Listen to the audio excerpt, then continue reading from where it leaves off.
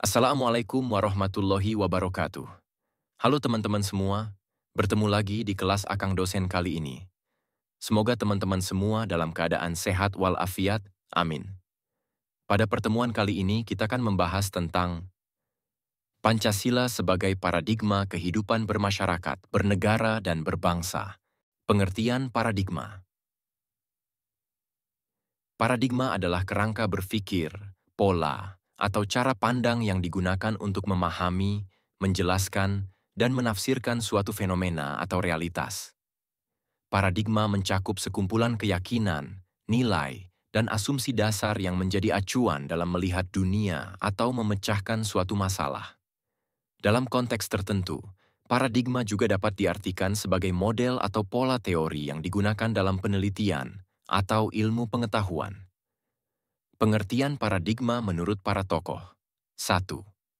George Ritzer. Pandangan dasar atau pandangan besar yang menjadi kerangka berpikir dalam suatu disiplin ilmu. 2. Guba dan Lincoln. Sekumpulan keyakinan mendasar yang membimbing tindakan, baik dalam praktik maupun penelitian. 3. Robert Friedrichs. Kerangka kerja konseptual yang mendasari cara berpikir dan bertindak dalam memahami fenomena tertentu. 2. Pancasila sebagai paradigma pembangunan nasional. Pancasila sebagai paradigma pembangunan nasional berarti bahwa nilai-nilai yang terkandung dalam Pancasila dijadikan sebagai landasan, pedoman, dan arah dalam merencanakan, melaksanakan, serta mengevaluasi pembangunan di Indonesia. Paradigma ini memastikan bahwa setiap aspek pembangunan dilakukan dengan mengacu pada prinsip-prinsip yang sesuai dengan kepribadian bangsa dan menjaga keseimbangan antara tujuan nasional dan kesejahteraan rakyat.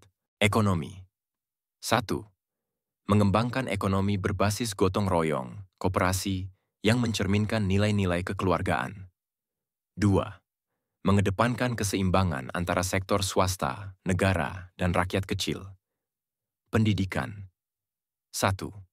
Sistem pendidikan yang menanamkan nilai-nilai moral, keagamaan, dan kebangsaan. 2. Pendidikan merata di seluruh wilayah Indonesia, termasuk daerah terpencil. Kebijakan publik. 1. Program-program seperti bantuan langsung tunai, BLT, BPJS Kesehatan, dan program Keluarga Harapan, PKH, adalah bentuk implementasi prinsip keadilan sosial. Kedua, kebijakan otonomi daerah untuk memastikan pemerataan pembangunan di seluruh wilayah. Keberlanjutan lingkungan. 1. Pembangunan dilakukan tanpa merusak lingkungan, sebagai bentuk penghormatan pada ciptaan Tuhan dan tanggung jawab pada generasi mendatang. Pancasila sebagai paradigma pembangunan iptek. Pancasila sebagai paradigma pembangunan ilmu pengetahuan dan teknologi. Iptek berarti bahwa pengembangan iptek di Indonesia harus berlandaskan pada nilai-nilai luhur yang terkandung dalam Pancasila. Hal ini bertujuan untuk memastikan bahwa iptek dikembangkan secara bertanggung jawab, tidak bertentangan dengan moral, budaya, dan kepribadian bangsa, serta memberikan manfaat sebesar-besarnya bagi kesejahteraan rakyat. Penerapan Pancasila dalam pembangunan iptek, teknologi berbasis lokal. 1. Mengembangkan teknologi yang sesuai dengan kebutuhan dan potensi lokal, seperti energi terbarukan, pertanian berbasis teknologi, dan industri kreatif. 2. Memanfaatkan kearifan lokal sebagai bagian dari inovasi teknologi. Iptek untuk pendidikan. 1. Menggunakan teknologi untuk meningkatkan akses dan kualitas pendidikan, seperti digitalisasi pendidikan di daerah terpencil. 2. Menanamkan nilai-nilai Pancasila dalam pengembangan kurikulum berbasis teknologi. Teknologi untuk kesejahteraan. 1. Meningkatkan layanan kesehatan dengan teknologi, seperti telemedicine, aplikasi kesehatan, dan inovasi alat medis. 2. Mendorong teknologi yang mendukung inklusi ekonomi, seperti aplikasi UMKM dan platform perdagangan digital. Pengelolaan lingkungan berbasis teknologi. 1. Mengembangkan teknologi ramah lingkungan untuk mengatasi perubahan iklim dan menjaga kelestarian alam. 2. Teknologi daur ulang, pengelolaan limbah, dan energi bersih menjadi prioritas. Etika dan regulasi teknologi. 1. Mengatur pengembangan iptek dengan memperhatikan etika, seperti regulasi penggunaan kecerdasan buatan, AI, teknologi genetik, dan teknologi lainnya yang memiliki dampak signifikan terhadap masyarakat. 2. Menghindari penyalahgunaan teknologi untuk kejahatan siber, eksploitasi data, atau manipulasi sosial. Pancasila sebagai paradigma pembangunan Polexos-Bud Hankam. Pancasila sebagai paradigma pembangunan Polexos-Bud Hankam berarti bahwa Pancasila menjadi pedoman dalam membangun aspek politik, ekonomi, sosial, budaya, serta pertahanan dan keamanan, Hankam, secara holistik. Nilai-nilai Pancasila diterapkan untuk memastikan bahwa pembangunan di setiap bidang ini berorientasi pada kesejahteraan rakyat, keadilan sosial, dan kedaulatan bangsa. Berikut adalah penjelasan bagaimana Pancasila diterapkan dalam setiap aspek Polexos-Bud Hankam. Politik. 1. Ketuhanan yang Maha Esa.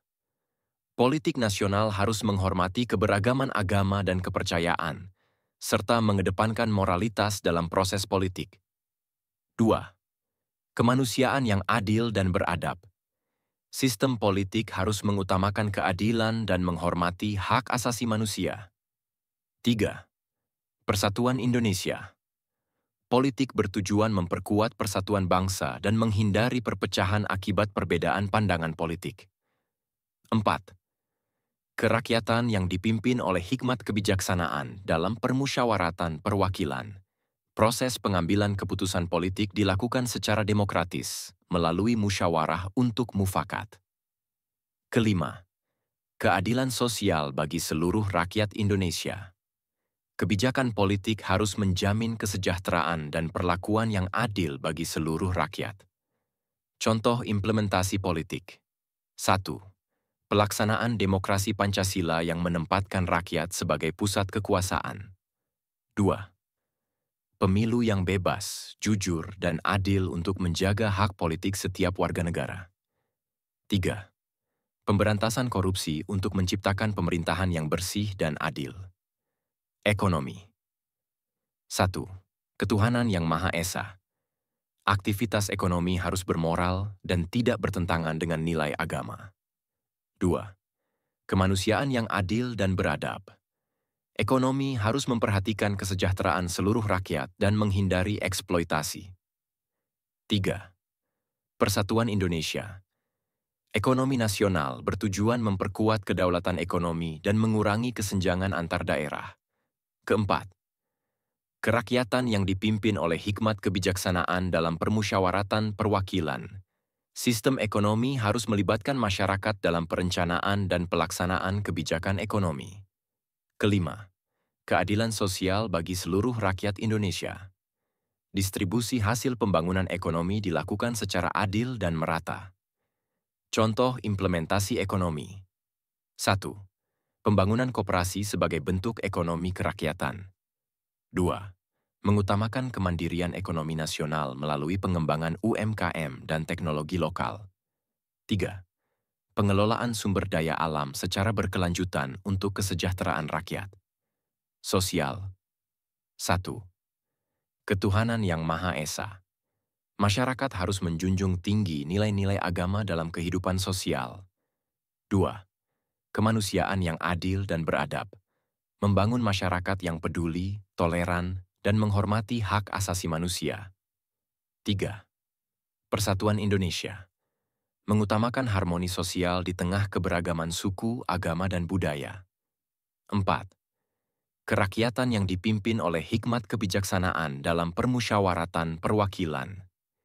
Kebijakan sosial dibuat dengan melibatkan masyarakat secara partisipatif. Kelima, keadilan sosial bagi seluruh rakyat Indonesia. Mengentaskan kemiskinan, meningkatkan pendidikan, dan memperluas akses layanan kesehatan. Contoh implementasi sosial. 1. Program pengentasan kemiskinan seperti Program Keluarga Harapan, PKH. 2. Pendidikan dan kesehatan gratis untuk masyarakat tidak mampu. 3. Memperkuat solidaritas sosial melalui gotong royong. Budaya. 1. Ketuhanan yang Maha Esa. Kebudayaan Indonesia menghormati nilai-nilai agama yang ada dalam masyarakat. 2. Kemanusiaan yang adil dan beradab. Melestarikan kebudayaan nasional sebagai wujud penghormatan terhadap identitas bangsa. 3. Persatuan Indonesia. Kebudayaan dijadikan alat untuk memperkuat identitas dan persatuan bangsa. 4. Kerakyatan yang dipimpin oleh hikmat kebijaksanaan dalam permusyawaratan perwakilan. Pelestarian budaya dilakukan melalui diskusi dan keterlibatan masyarakat. Kelima, keadilan sosial bagi seluruh rakyat Indonesia. Kebijakan budaya harus mendukung keadilan akses untuk semua lapisan masyarakat. Contoh implementasi sosial. 1. Pelestarian budaya lokal melalui festival seni dan budaya. Pengakuan hak cipta bagi seniman dan pelaku budaya. 3.